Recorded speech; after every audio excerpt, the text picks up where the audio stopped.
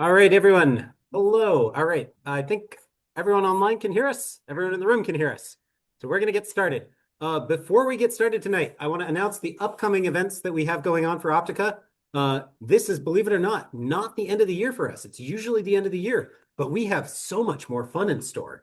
On May 27th, next Wednesday, I believe, we have a networking night hosted by our friends at Axiom Optics, a happy sponsor. That will be at Bow Market in Union Square in Somerville. We're really excited for that. The last event we had at Mighty Squirrel was a fantastic event. It's got a really interesting talk associated with it. We'd love to see you there. Please register on our website. And then we've got a couple of upcoming outreach events. If you like sharing your love of optics with kids, students of all ages, we've got our next event is on May 30th, next Saturday, at the Charles River Museum of Industry.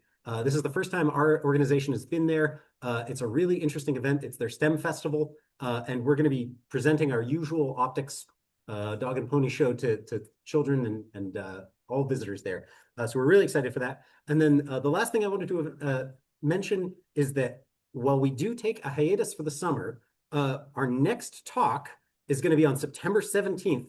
And it's going to be a featuring set of Julie Bentley's star pupils giving their keystone talks at Hamilton, Brooks, Smith & Reynolds, the law firm near Lincoln Laboratory in Lexington. And we're really excited to hear what they have to say and see what the next generation of optics who can be recruited would like to share with you.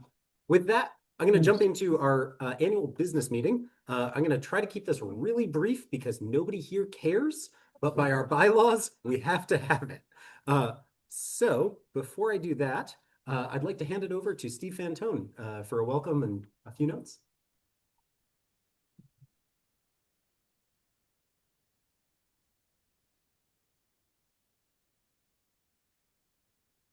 Well, let me start with a correction. I'm no longer present, which is a great feeling. Some of you have been with me for a very long time. I had this company for 42 years, and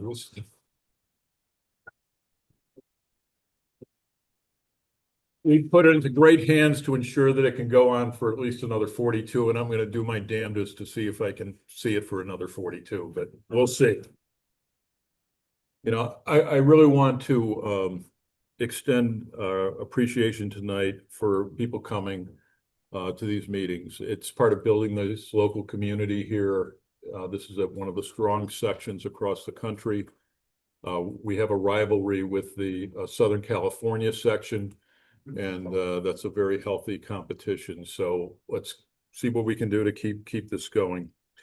I want to welcome you all to this evening's talk by Susana and take a special moment to recognize both her husband, Pablo Postdoctoral, and her daughter, Sylvia, which are joining us this evening. Pablo himself is well known in the nano and quantum photonics community and is a professor at the Institute of Optics at Rochester. Sylvia has apparently forsaken the family business for the field of economics. She is a recent graduate of the American University School, the London School of Economics and Political Science. It will soon be working as an analyst at the Federal Reserve in Virginia. We welcome the entire family.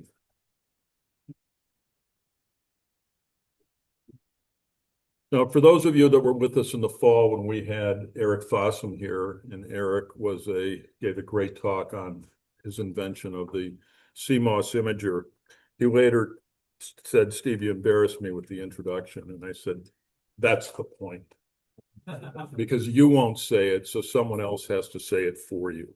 And so bear with me, Susana, because, get ready. Susana Marcos may well be the most prolific and accomplished scientist, engineer, leader active in the field of physiological optics today. It is hard to think of anyone who has so relentlessly and successfully melded advanced optical engineering and cutting-edge vision science throughout a career spanning 3 decades. Careful scrutiny of Marcos's extensive CV is hardly required to discover that her scientific and engineering contributions span a strikingly broad range of areas from optics to biomechanics to optometry to ophthalmology and to even neurosciences. It is this breadth of inquiry that distinguishes Susana from her peers. Prowess is the word to describe her. Prowess as a scientist and engineer.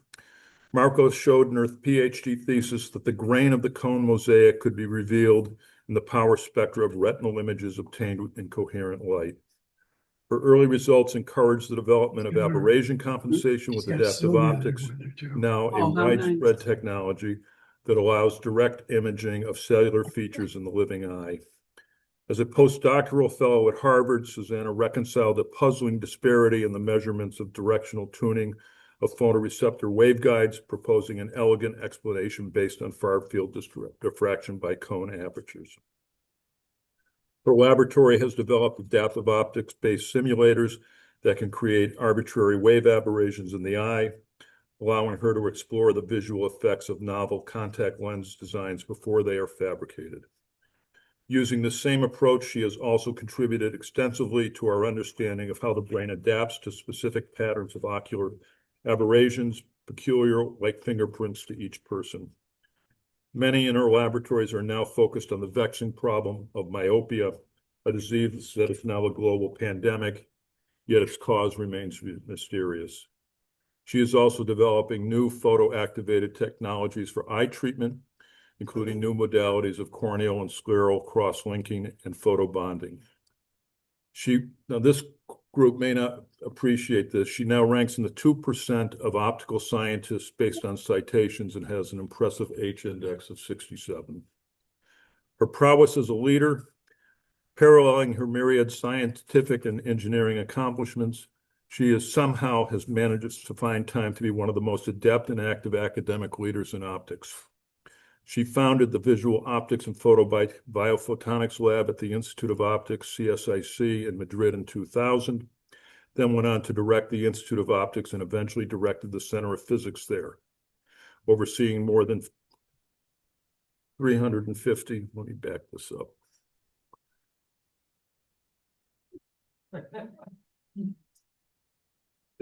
It's a heavy tome that I'm reading from. Susana is globally recognized for her leadership skills, having served as director of large at Optica between 2012 and 2016. As further testament to her leadership acumen, the Spanish government offered her the general directorship for science research for all of Spain. Instead, she chose, to our benefit, to assume directorship of the Center for Visual Science at the University of Rochester in 2021, where her infectious energy and enthusiasm are already working their magic. On every dimension of success, she is competitive with the very best in her fields. She is the ideal role model for anyone, whether they aspire to be a scientist, an engineer, or an academic leader. But she is also the living success story required to inspire the next generation of women scientists and engineers to take the leap and make their own mark in the field of optics. Let's welcome Susana to the podium.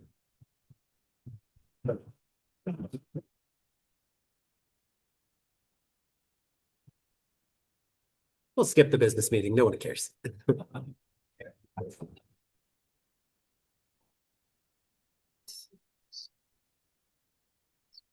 Well, we saw it very quickly. Yeah. We're still here. We still have money. We had a lot of meetings. Everyone's happy. To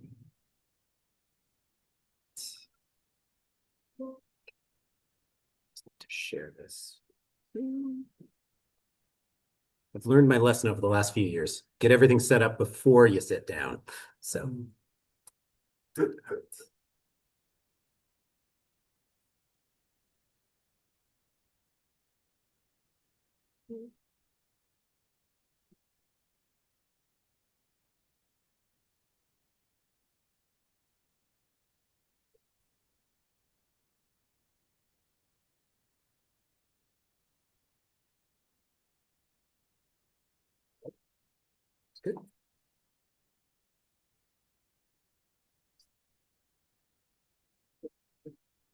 Let's do it.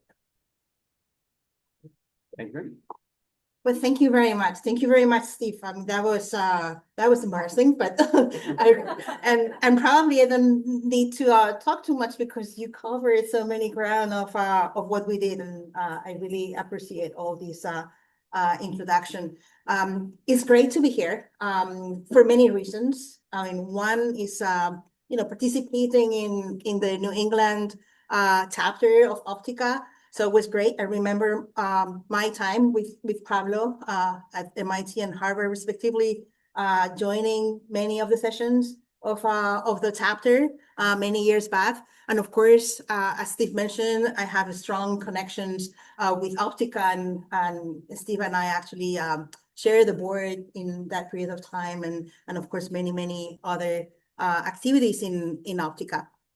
And also for being in Boston. I mean, that's in many ways our second home because we spent here many very happy years, and we have many friends and visited often, and coming back to Boston is always great. And thank you everyone for being here, spending the night hearing about what I think is a very exciting field. As you see, I cover ground in vision science, in optics and ophthalmology, and all my career was really a bridge between optics and ophthalmology. And I'm going to try to just get you some applications of optical technologies into eye care. And well, these are some acknowledgements before going on. Grants from the National Eye Institute and various other sources. We work a lot with different companies, and of course, being such a multidisciplinary field, lots of collaborations across the board, including researchers in ophthalmology, but also neuroscience and psychology and biomedical engineering.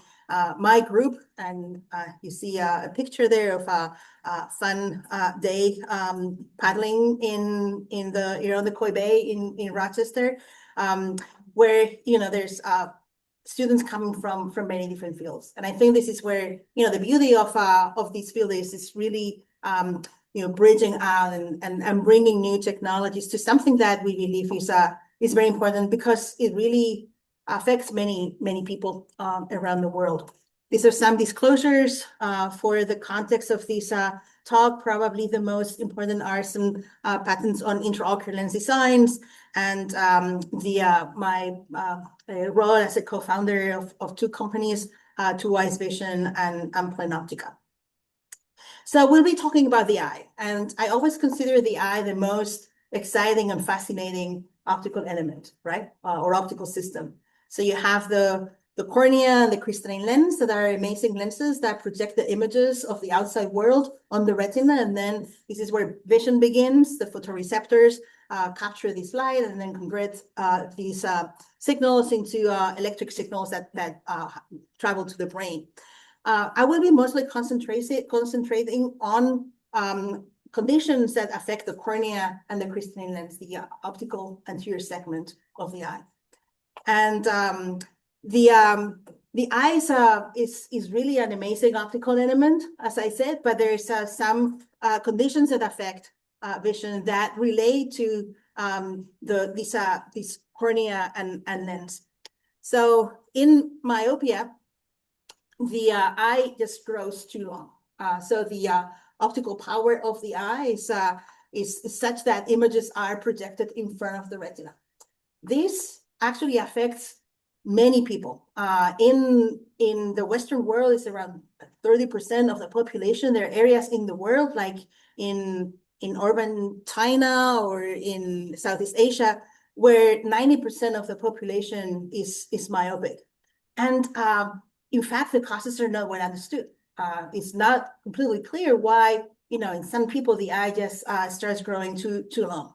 And we really need methods to have the progression of myopia, right? Because, it's not only that the eye is too long, it can be corrected with the spectacles, with contact lenses, but this excessive action elongation is actually associated with other blinding diseases like glaucoma or retinal detachment. So this is, an area of big investigation I won't be talking much about our work in myopia, but we are investigating ways to first understand why myopia happens and what is associated with this increase in myopia, but also ways to try to halt the progression of myopia. And we will do that by either manipulating the retinal image that is projected in the retina, or trying to manipulate the signals that travel through the retina all the way to the sclera, where the eye elongates. In fact, myopia is so important that recently the National Academies of Science put together this consensus study report to investigate the causes, prevention, and treatment of myopia. And that was a commission paper that they invited me to write. And we were actually investigating the optics in myopic eyes, and also what people have started to call visual dye. It's like what in the visual dye, what in the environment is actually leading to myopia. So while we understand myopia more and try to come up with techniques to halt the progression of myopia, there's actually many ways to correct myopia, not treat myopia, but correct myopia. Of course, you can put a negative lens in front of the eye and the images will be focused on the retina. You can alter the shape of the cornea, and this is what you do with a contact lens. And in fact, if you think about it, I mean, contact lens is a huge market. I mean, it's optics. There's you guys in Opticos are doing lots of optical metrology on different of these corrections.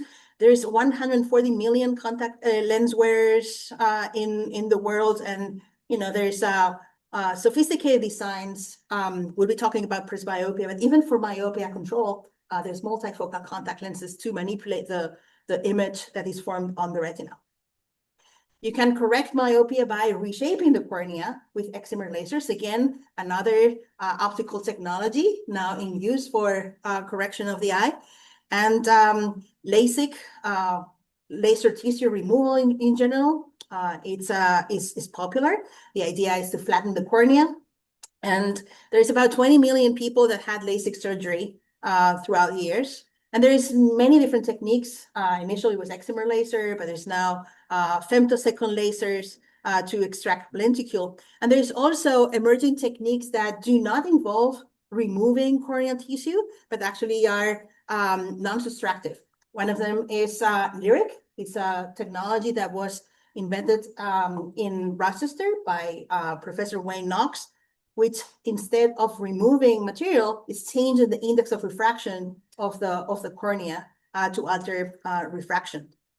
Or even additive techniques where you actually insert a lenticule in the cornea, so not involving removing corneal material.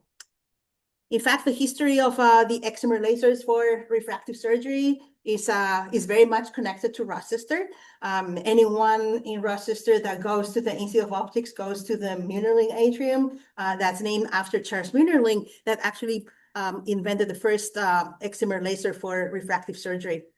There is another landmark in Rochester, which is the customized ablation. So the idea that you can actually use this flying spot to remove parts of the cornea in a way that you don't only correct refraction, but you can also correct the aberrations of the eye. I had the chance to visit Charles Münnerling a couple of years ago in California. And it was great. We actually have one of my papers that is listed there, which the Münnerling name appears in the title. We were looking at what may induce some aberrations when you transfer the algorithms into the cornea. And we found out that it's not a problem in the algorithm, but actually in some of the laser tissue interactions. So lots of work in Rochester, and also lots of work in my lab around refractive surgery for myopia correction. There are other things that may happen in the cornea, which is something that really relates to the underlying structure, microstructure in the cornea, the collagen structure. There is a weakening in some parts of the cornea that make the cornea bulge, and that produces local stiffening, and also lots of aberrations and degradation in the retinal image. This affects up to 5% of the population. And there are several treatments that, again, involve the optics. It's a biomechanical technique, but you may implant inlays or corneal rings in the cornea. I mean, again, ophthalmic implants, or you can use a laser based technique or light activated technique, which is cross-linking to stiffen the cornea. So again, I mean, a disease of affecting the optical quality of the eye and using optical technologies to improve it. So there is another very interesting feature of the eye, which is the crystalline lens. It's an amazing lens, right? For many reasons. I mean, it has a gradient index of refraction, it has spherical surfaces, but it has the capability to actually accommodate, and you can see objects when you're young at far and near, right? But this is something that is lost with age. So with presbyopia, something that happens when you are about 45 years of age. It progresses, but it becomes apparent at that age. You lose the focusing ability, so you can no longer see objects at far and near. And this happens to everyone. 100% of the population becomes myopic. You can solve that with reading glasses, right? I mean, if you do a survey, 30% of people really find reading glasses inconvenient. There's also progressive lenses. Those produce distortions. But again, I mean, lots of optics in those corrections. The truth is that there is actually no fully satisfactory solution for presbyopia. There is at present, although there are some technologies under investigation, there is no lens or intraocular lens that gives you the dynamic capacity of the crystalline lens. So what is out there for presbyopia correction, where we can have contact lenses or intraocular lenses? Those work under the principle of simultaneous vision. So here is a lens that produces both images that are corrected for far and near at the same time. So as you can imagine, that may produce you an increase in the range of vision, but at the cost of reducing optical quality. So again, lots of optics here, both for the modeling of those lenses and the fabrication of those lenses and the metrology of those lenses. What is interesting, and probably you saw something in common across all these conditions and how we correct for those conditions, is that those are conditions that affect the geometry and the structure of the ocular elements. And that we can actually change those ocular elements by other lenses. We can replace the crystalline lens by an intraocular lens. We can reshape the cornea. And those changes in the geometry actually affect the optical quality, right? The retinal image quality. At the end of the day, in any case, what matters is how they impact vision, right? So in any of those corrections, what we're trying to do is to alter the geometry to improve the visual quality. At the same time, you probably noticed that many of these techniques involve technologies of the optics, not only for the corrections themselves, but also for diagnostics. And here I'm bringing a range of the technologies that we have developed or contributed to in our lab to obtain quantitative information of the geometry and the optics of the eye. And this includes, and we'll speak a little bit of that, three-dimensional quantitative anterior segment optical coherence tomography for full cornea and lens geometry measurements. We also combine OCT with ultrasound to excite the cornea and measure the biomechanics of the cornea. We can also look at the ultrastructure of the cornea or sclera, looking at the collagen organization, and we do that through two-photon microscopy technique, second harmonic generation microscopy. Of course, we use adaptive optics to measure the aberrations of the eye through wavefront sensing, and also to correct or manipulate the aberrations of the eye. And some of these visual simulators, as we see, are now techniques that are used or instruments that are used in the clinic. So OCT can come in several flavors. It can be a spectral OCT or Swiss source OCT. In general, what we do is interferometry, so that we have the surfaces of the different ocular elements. And we can actually use OCT technologies to generate what we call a digital twin. So in other words, with this technology, we can obtain the shapes of the cornea, the shapes of the crystalline lens. We can also measure the gradient index distribution of the crystalline lens. When we combine that, as I said, with a pressure in the eye or an excitation in the eye, we can produce mechanical maps. We can also use OCT to look at the retinal shape. And with all that, we can combine all this information to generate a model eye that describes specifically the eye of the patient. And this is actually very powerful, as we see, because we can now not only design lenses that are generic for the population or select a lens that is, good for the average of the population. We can actually personalize the corrections. And we're working on these digital twin optomechanical models of the eye. So how we can start from those images that you obtain from OCT, and these are just the collection of images that create a volume of the eye, to actually provide you quantitative information. Well, we do segmentation. These days, we do AI-based segmentation of all those ocular surfaces. It's very important to correct for corrections. There's two corrections that occur in OCT. One that arises because of the geometry of the architecture of the scanning system, and another because we are looking at refractive surfaces through refractive surfaces. So we have to correct for those. But once you do that, you can generate these topographies of the cornea, of the lens. We can do all these biometry, bachymetry, pupillometry, and through tamper depth, we can really create these geometry in 3D of all the surfaces of the eye. Because of the dynamic nature of OCT, and particularly if you go to Swiss source OCT, you can obtain B scans at a very high speed. You can actually track some dynamics. For example, what happens with accommodation, and you can see there an eye that is accommodating, and you see the fluctuations of accommodation.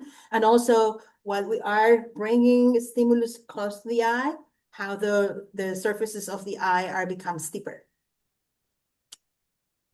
For the time being in donor eyes, we have also been able to measure the gradient index distribution of the lens. And isn't that amazing? I mean, it's hard to make a gradient index structure. Well, the eye does it. The interesting thing is that it changes with age. So in the young individuals, the gradient structure of the lens profile is parabolic. And as the lens ages, it becomes more like a plateau. And that has important effects on the optics of the eye. If you had the same shape of the crystalline lens with the constant index of refraction, the spherical aberration of the lens is positive. You put in the right gradient index of the young lens, and the lens actually has a negative spherical aberration. But guess what? The spherical aberration of the cornea is positive, and in the young eye, it's balanced by the crystalline lens. Very much like a very, very savvy optical designer, the eye has these properties that unfortunately are lost with age. So with age, there are changes in the shape. The crystalline lens is a structure that keeps growing over time.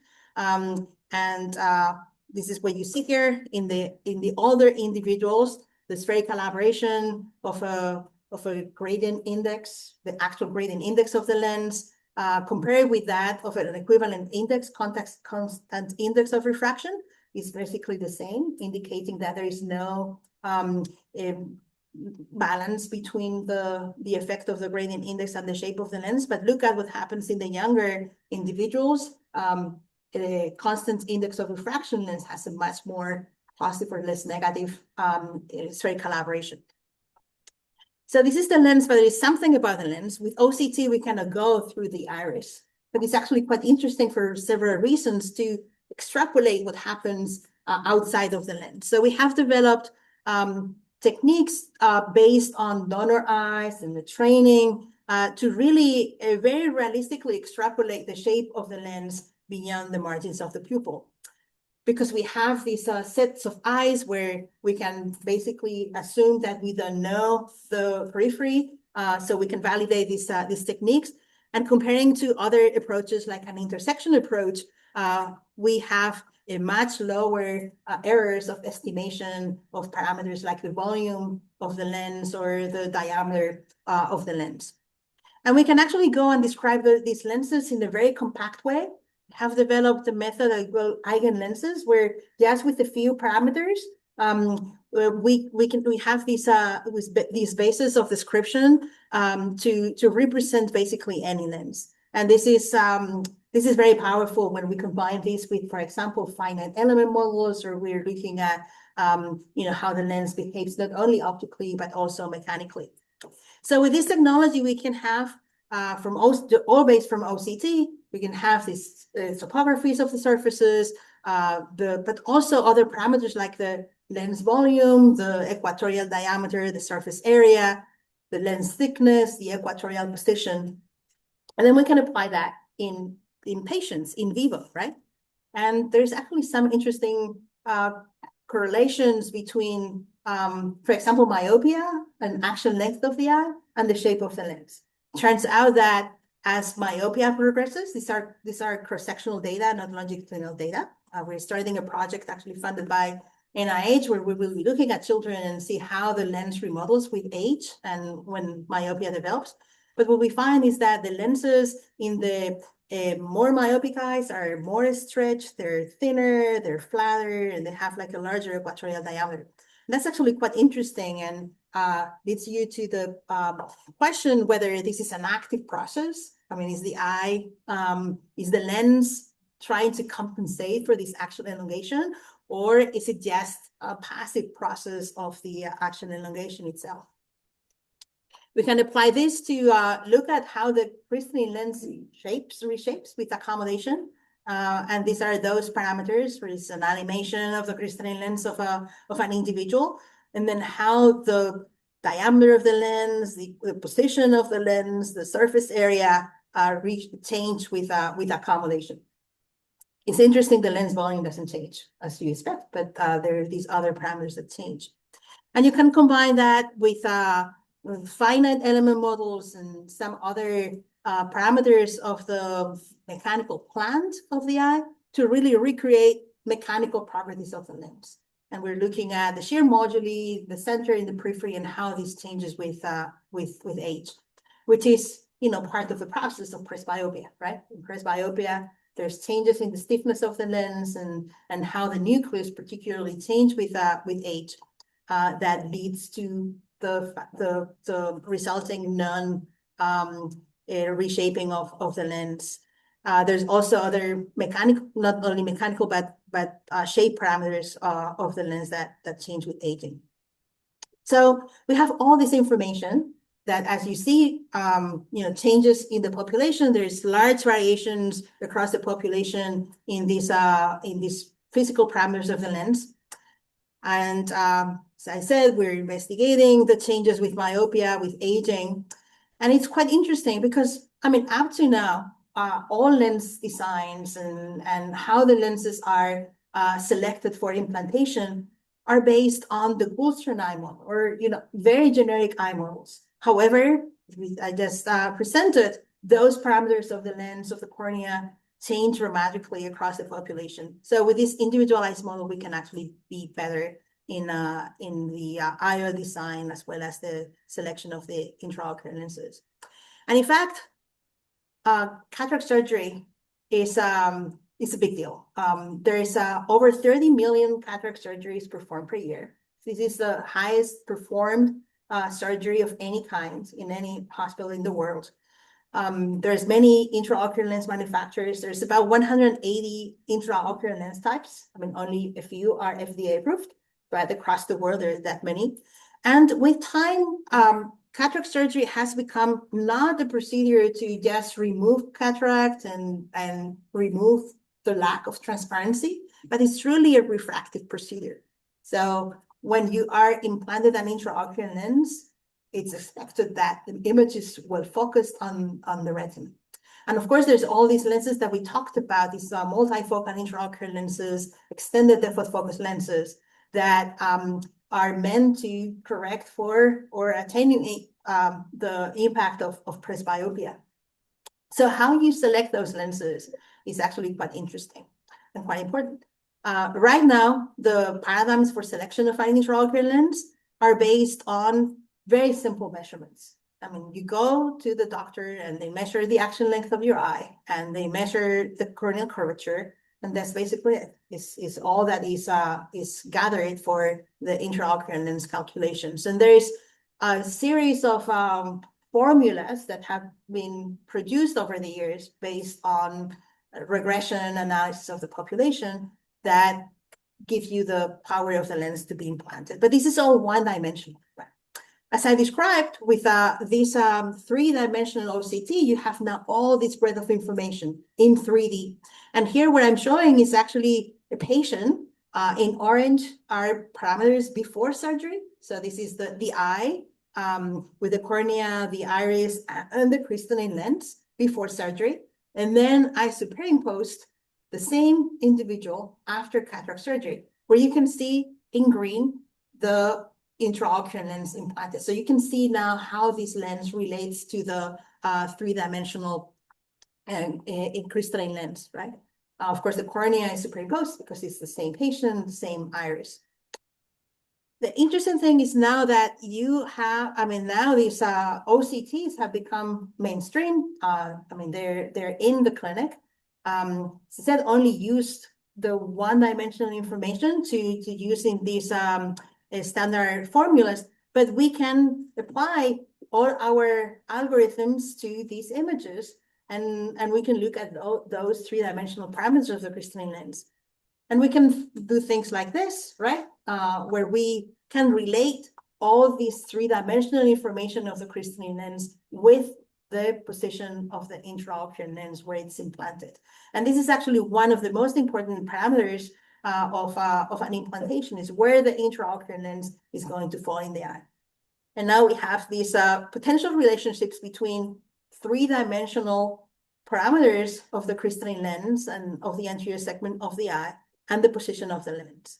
And with all those, the error in the estimation of the position of the lens is lower, and therefore the error in the refraction after surgery is lower. We can actually do more sophisticated things now using machine learning for training and evaluation, really connecting all this breadth of data collected before surgery from just one single image in OCT to evaluate the lens position.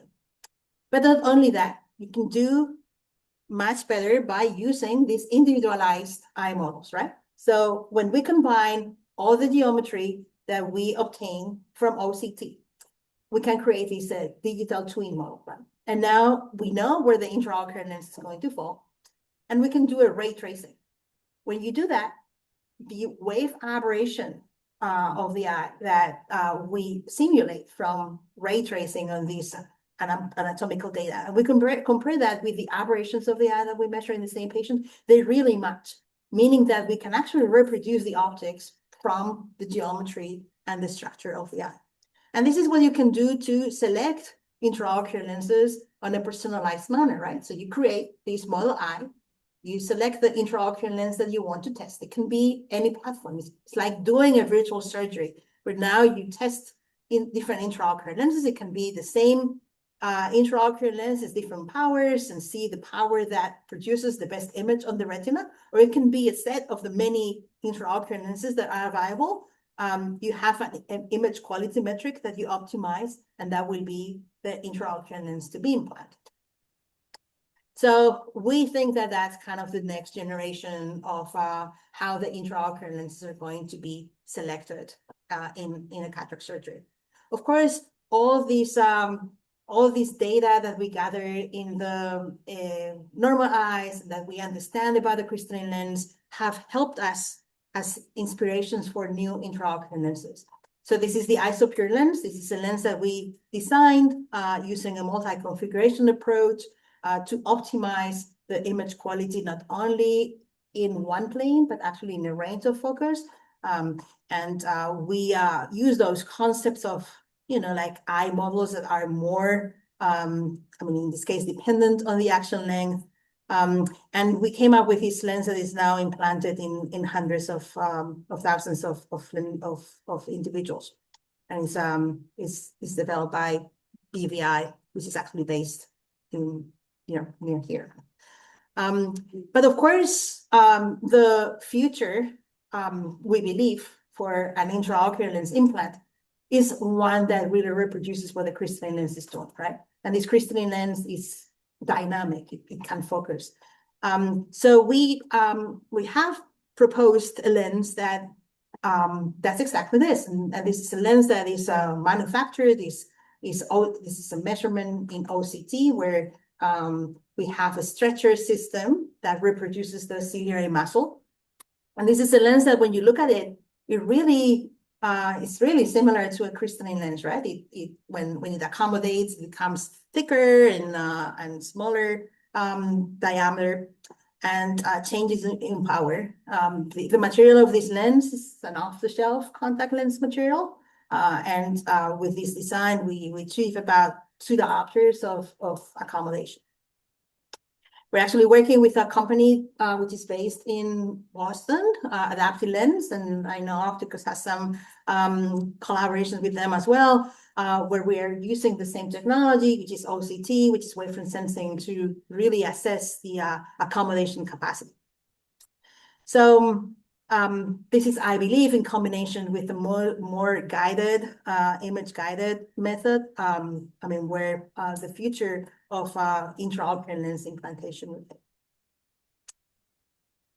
So we mentioned about the mechanics of the lens, but the cornea, as a good friend Cindy Roberts published in the paper, that was the title of the paper, the cornea is not a piece of plastic.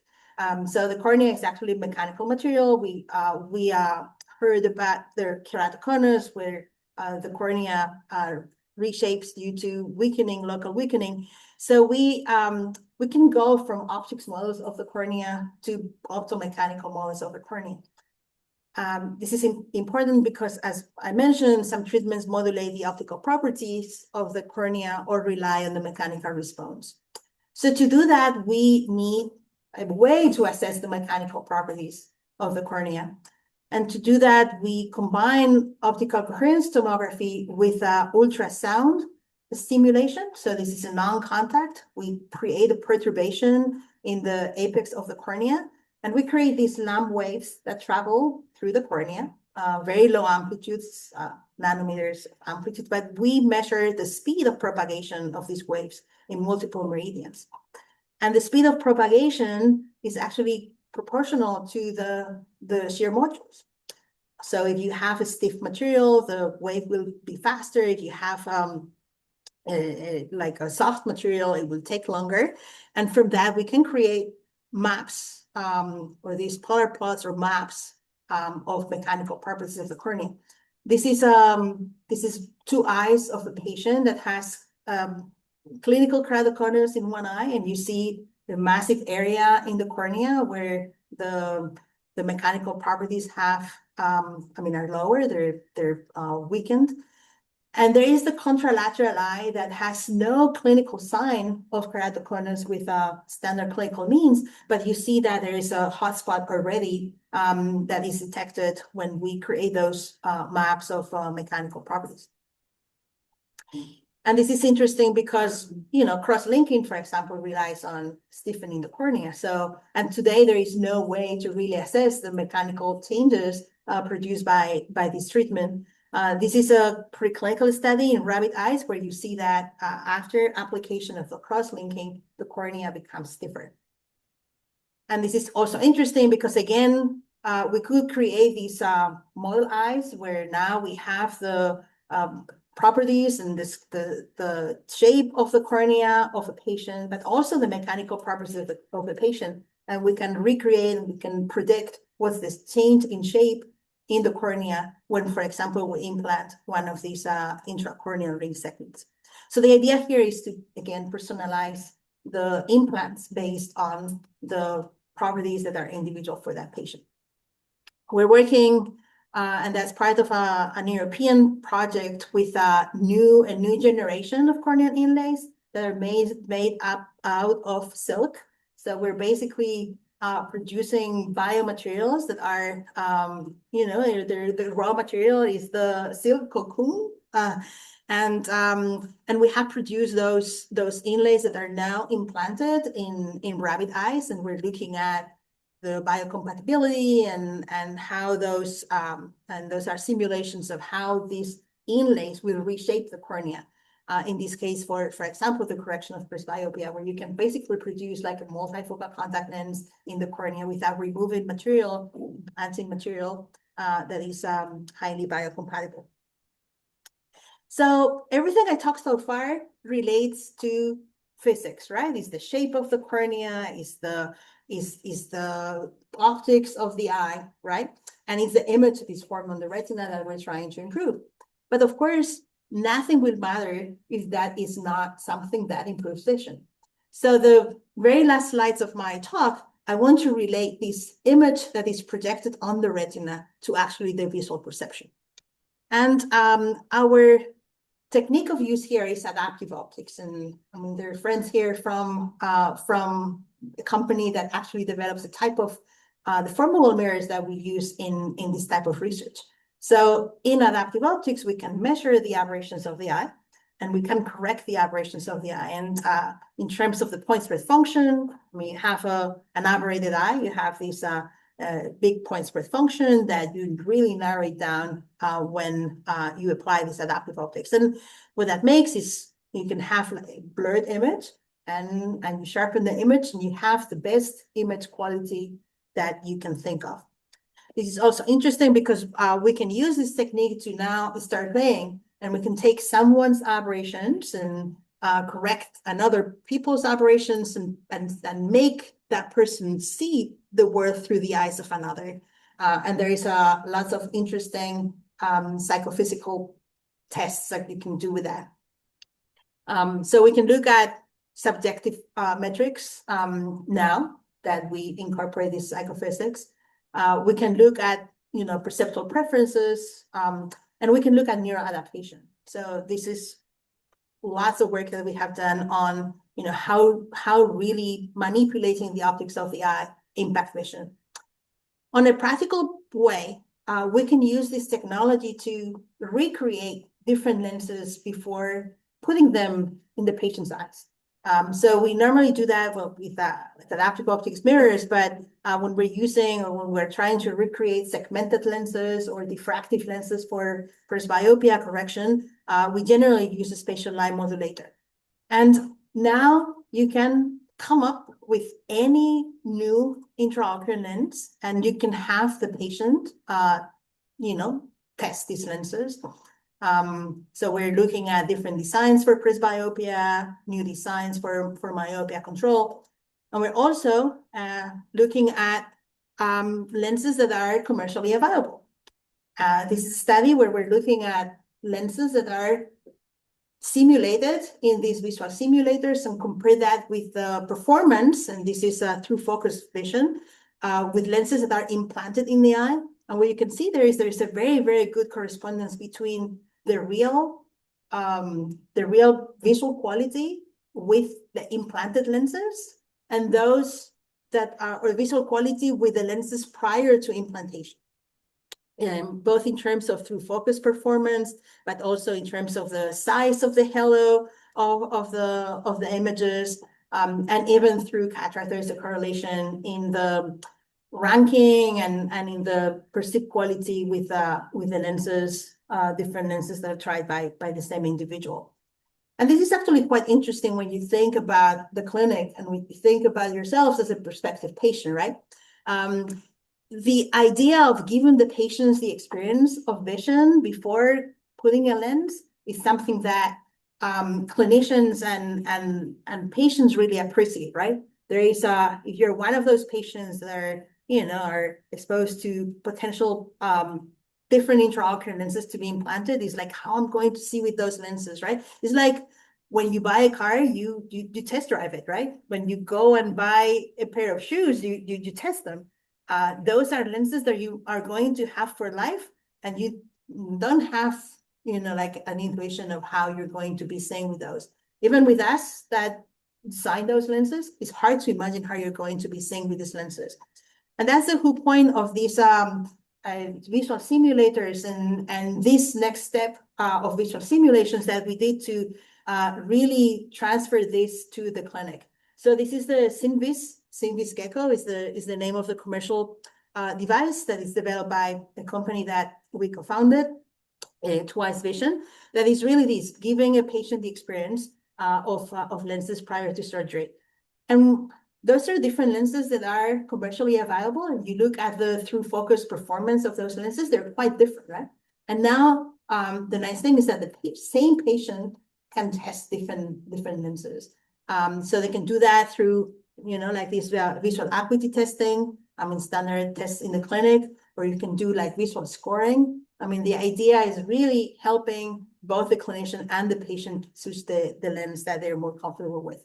So the idea is that with these digital twins and these individual eye models, you can select the best lens that fits that eye anatomically and optically, but then you can include an additional layer, which is testing those lenses for, how they feel, how they're tolerated, and how the patients see with them.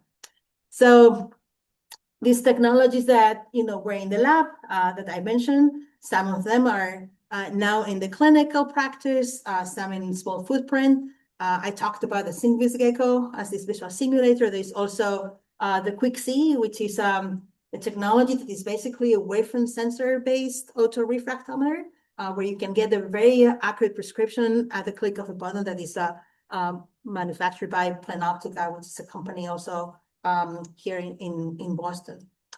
So we talked about, how we can actually transfer these technologies from the lab into devices that can be used for the patient and in the clinic. Just very briefly, how do I see those corrections in the future? And that's probably something that is relevant for you in the optical technologies. I think what we'll be seeing more and more are more customized corrections. Those can come in the form of freeform spectacles. They can come in the form of corneal implants, and also customized or intraocular lenses or contact lenses. So imagine manufacturing technologies where you can now not only select the lens from, like a series of lenses that are commercially available, but that you can actually print specifically to that patient. That's something that we could test in these virtual surgeries and in these individualized model eyes. And we can also bring to the simulators and have the patients being tested with those lenses before manufacturing, but they can be manufactured for the patient. I think there are enabling technologies for this customization, right? There's freeform optics, there's maybe meta lenses, and other approaches to customizations, maybe 3D printing, and then some light adjustable lenses or Lyric. Lyric is very well suited for really transferring the type of face maps that we create in these visual simulators into a contact lens or an intraocular lens. So just to finish up, I think the future is bright for diagnostics and treatments of the most prevalent conditions. And the key is using optics and photonic technologies. Everything I talked about today is actually on using optics for diagnostics in the eye, for making these corrections more custom to the patient, and also all the corrections and treatments I mentioned use optics and photonics one way or another. So I'd like to leave it here. Thank you so much for it.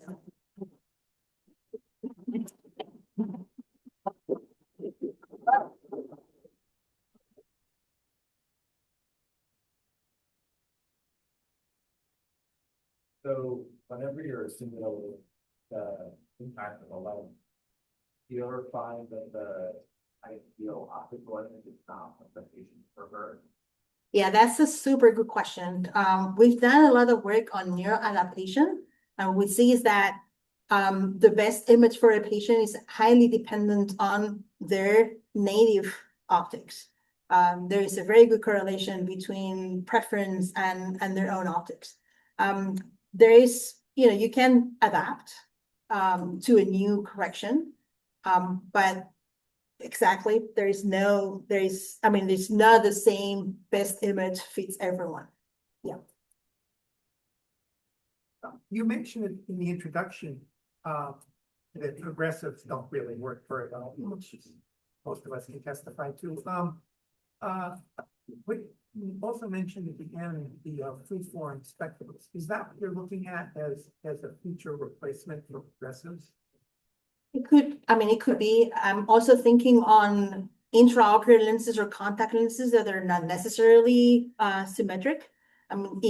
Because now, with these spatial line modulators, we can actually create any distribution for near and far in this simultaneous vision. We're seeing that many of the asymmetric lenses actually have some advantages. Among others, they're less dependent on pupil size. So imagine this is a lens that you put in a conjugate pupil plane, right? So it's not a progressive, it's simultaneous vision. So you're having at the same time an image that is focused for far and near. If it's concentric, it's going to be highly dependent on the pupil. If it's asymmetric, let's say like, upper half for far and down for near in a very simple distribution, that is pupil independent. So there's these types of coupling between the optics of the eye and the pupil dynamics, and even accommodation in early presbyopes and for sure in myopes, that make like different designs preferable, and some may have to be created by freeform optics or other types of more like asymmetric and local refractive patterns.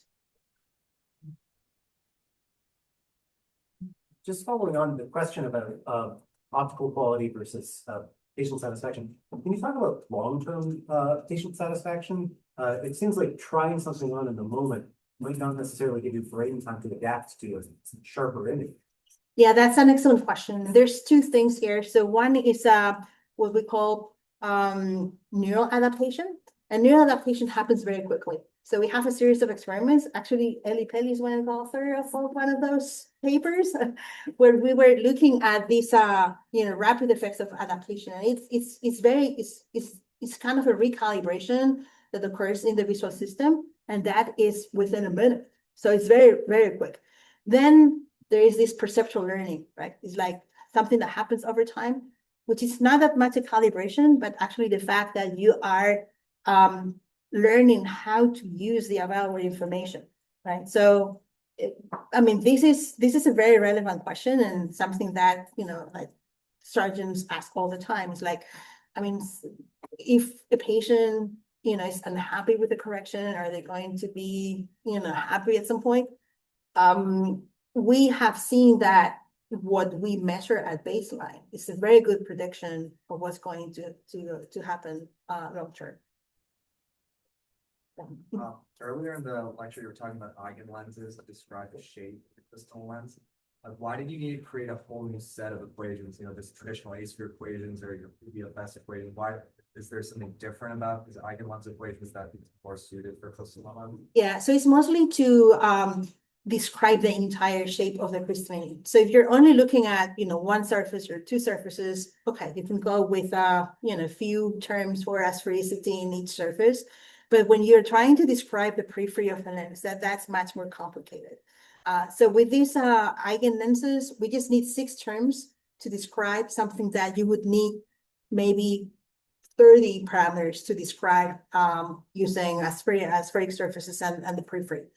And the nice thing of this database is that each of the terms actually describe different features of the lens. So the first term describes the overall size of the lens. The second term describes how spherical that lens is, and then there are other terms that are more on the asymmetric parameters. So we found that to be Very useful for two things. One is when we are doing mechanical testing or mechanical simulations, because in that case, it's not optics, you really need the entire shape. And also, we have been using this to generate a realistic set of lenses, which happens to be very interesting when you are designing lenses. Now because we have this database with many eyes, and we can generate lenses that are very realistic of a given age or a given refraction, we can use that as a test bed for new intraocular lenses, for example, to be implanted or to test these like model eyes that are realistic. When you're looking at in the future having a replacement for the crystalline lens that can accommodate, what's the thought on the mechanism that would be used to actually do the accommodation of the signaling to the brain to cause that accommodation? Yeah, so the idea is to basically use the same mechanism as the crystalline lens. And the key thing here is how to capture the forces from the ciliary muscle so that, we do exactly the same as the crystalline lens. And so I just mentioned about the lens itself, but that's coupled with another mechanism that we have IP for, which is actually how the haptics can engage with the peripheral region of the capsular bag. So the idea here is to have a lens that is grabbed, like, if we had like a stretcher system. And the way we do that is through a technique that we call photobonding. So in this photobonding, and it's actually something that we developed with Irene Kotivar from Wellman Center of Modern Medicine here, is we use a photosensitizer, and this is, coating in the haptics. And then there is a light excitation. And we found that you can actually bond the polymer material of the lens with the capsular bag. And this is the peripheral region of the capsular bag. And, with that in place, you can actually use the forces from the ciliary muscle through the sonules into the periphery of the capsular bag. And one advantage of that approach is that you are completely independent of the shape and the volume of the capsular bag. So there is some other approaches that actually rely on the capsular bag to mold the lens.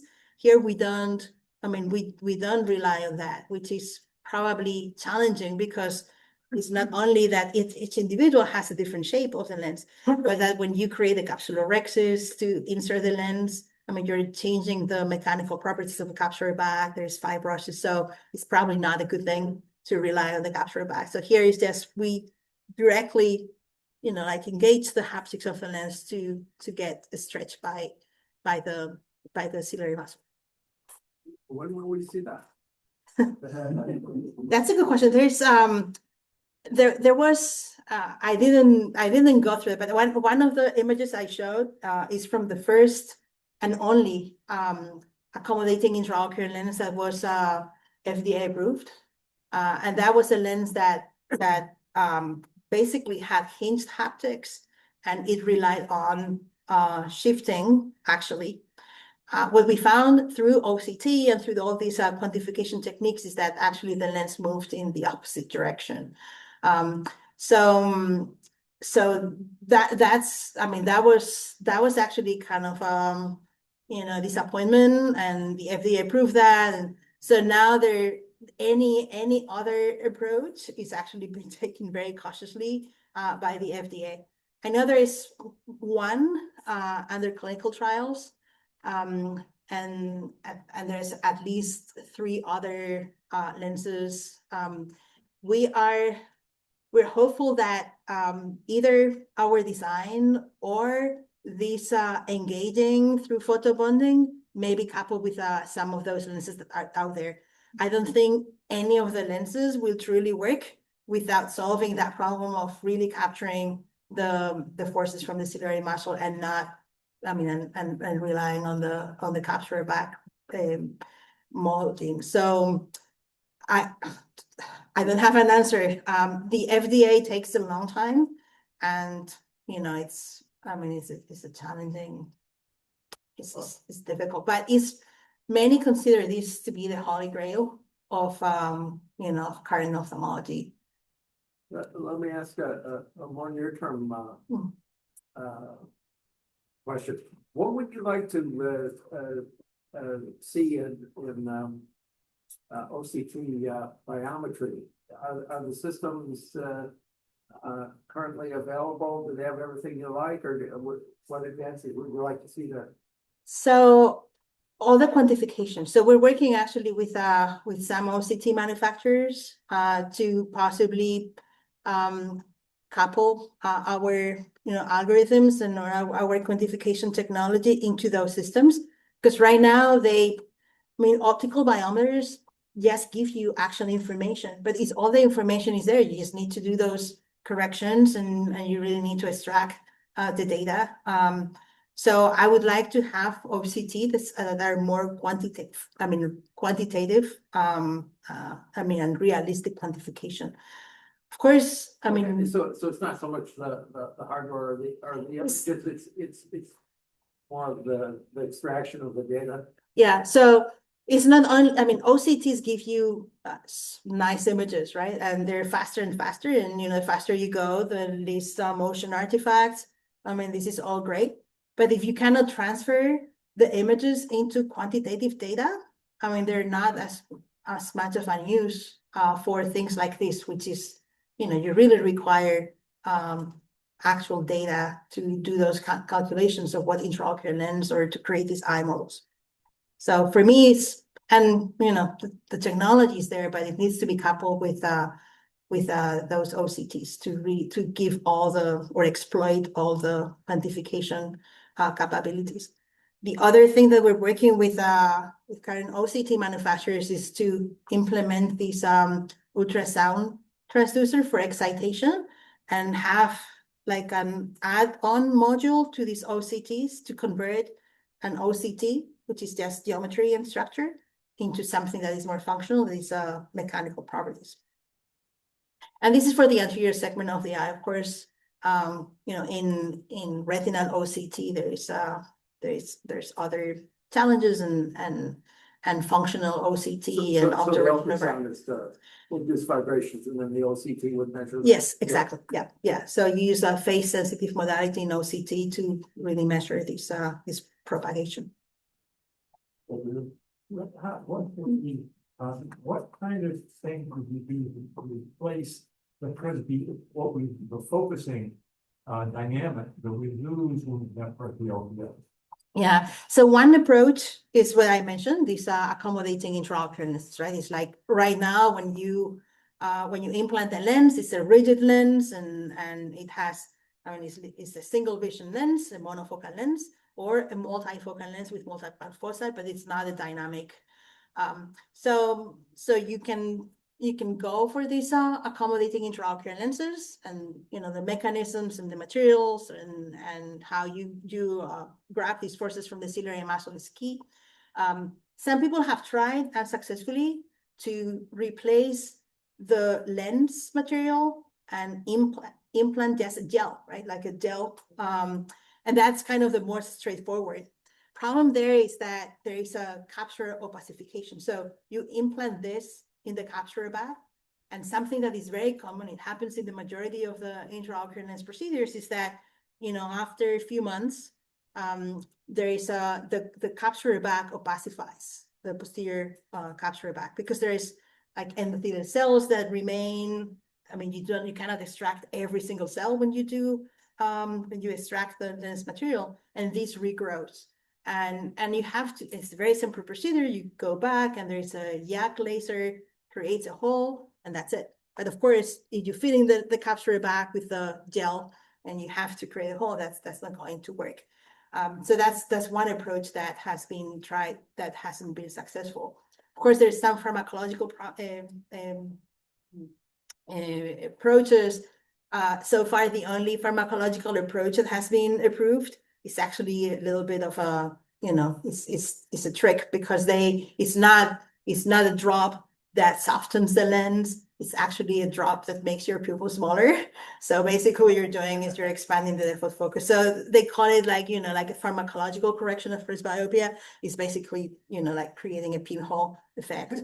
And there's other people that have tried lasers, like femtosecond lasers to basically soften the lens material. So far, they have been more successful at creating a cataract than at softening the lens material. So I think so far we're left with accommodating intraocular lenses. Of course, I mean, it would be great if there is, like a pharmacological way to just soften the lens. But I mean, in a way, it's tricky. I mean, it's like how the proteins are changing in the aging process is like, it's like trying to undo an egg when you fry it, right? So it's. Thank you. So, the double question, one, as your, is much sharper images by, taking care of some of the aberrations, is that too clear for some places? And also, everything you're talking about is on a sort of monocular basis, so do you think the adaptation just generally would be better if we did cataract surgery in both eyes at the same time instead of making patients wait a few weeks at least? Yeah, those are very good questions. And I completely agree with the monocular versus binocular vision, and our current visual simulators, I didn't bring here, but are actually binocular. And they're binocular for several reasons. One, as you say, I mean, it's like you have surgery in both eyes. Second is that you can actually play with both eyes, and there is a very, very simple technique for presbyopia correction, which is monovision, where one eye is corrected for far and the other one is corrected for near. And how you select this eye. So really giving the patient, both eyes to play with is definitely key. And also, if you're dealing with multifocal corrections for myopia in patients that can accommodate, of course, accommodation is a binocular thing, and convergence and proximity is something that you want to do in both eyes. So yeah, I fully agree. And our present and current simulators are binocular. There is something else that I didn't mention, and I thought your question was going in this direction, but you may be thinking about that, is all I talked about here are monochromatic aberrations. But of course, we live in a polychromatic world. So as part of our simulators, we also have the capability of manipulating the chromatic aberration. And I mean, again, I'm actually citing lots of papers that were published with Ellie, but how the monochromatic and polychromatic aberrations balance out. We published in Nature many years ago a paper where, I mean, the title was "Monochromatic Aberrations Are the Eye's Defense Against Chromatic Blur." And it turns out that there is actually positive interactions between the monochromatic and the polychromatic aberrations of the eye. And as part of the simulators, we have now those possibility of correcting aberrations. Diffractive lenses actually change the chromatic aberration of the eye. And there is, for myopia, there's several theories that point to chromatic cues for detecting the sign of defocus. So all these interactions between both eyes and between monochromatic and polychromatic aberrations are certainly important.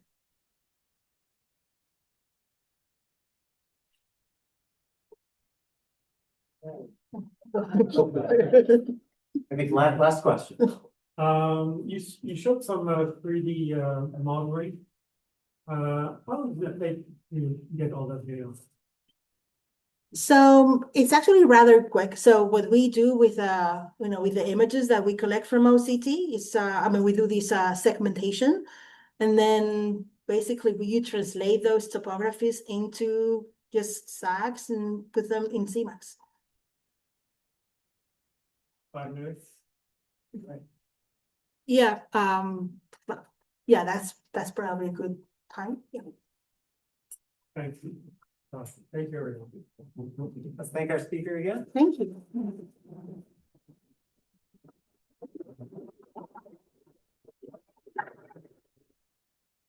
And if we don't see you, we'll see you in the fall, September 17th.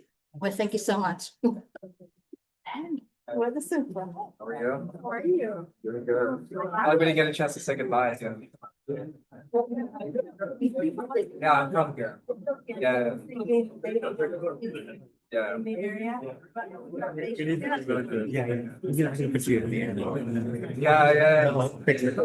But you know what? Yeah. Great. Nobody ever wants to hear the, Oh, glad to hear.